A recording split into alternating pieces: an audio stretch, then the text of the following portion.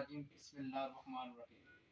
Dr. Hanif, PhD research scholar. Assalamu alaikum.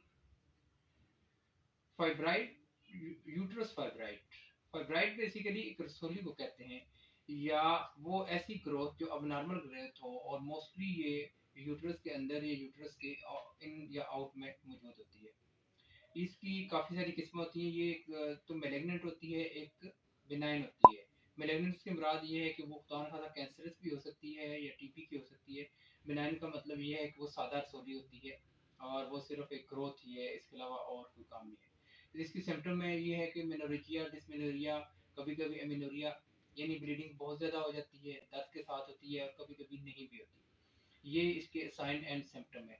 इसका जो test है अल्ट्रासाउंड से यकीनन इसका पता चल जाता है, डायग्नोज हो जाती है, या फिर एमआरआई या सीटी स्कैन से भी इसका पता चल जाता है। लेकिन सबसे ज़्यादा सिम्टम बहुत पहले से इज़हार होना शुरू हो जाती है। बहुत सारी तो ऐसी होती हैं कि जो with the passage of time automatic कम हो जाती हैं, जैसे मेनोपॉज के दौरान, वो मेनोपॉज के बाद बहुत सारी कम हो जाती हैं, लेकिन ज़्यादा जो है उनका वो ट्रीटेबल होती है। इसकी बहुत सारी ट्रीटमेंट है। एलोपैथी में इसका सर्जरी की जाती है, बाकी अल्टरनेटिव में इसका बहुत अच्छा ट्रीटमेंट है और बहुत सारे लोग इसमें क्योर हो जाते हैं।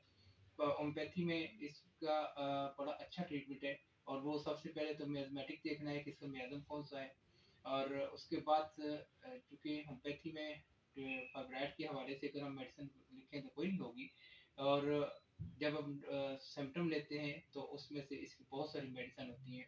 सीधा सीधा मेडिसिन पूजा है, थलास्पी है, और कलकेरिया आयोडाइड है, पैरामाइडाइड, कॉलियाडाइड, लेपिसल्बस, थायोसिनिनम, यानी इस तरह की बहुत सारी मेडिसिन है, लेकिन अकॉर्डिंग टू सिम्टम। अस्सलाम वालेकुम।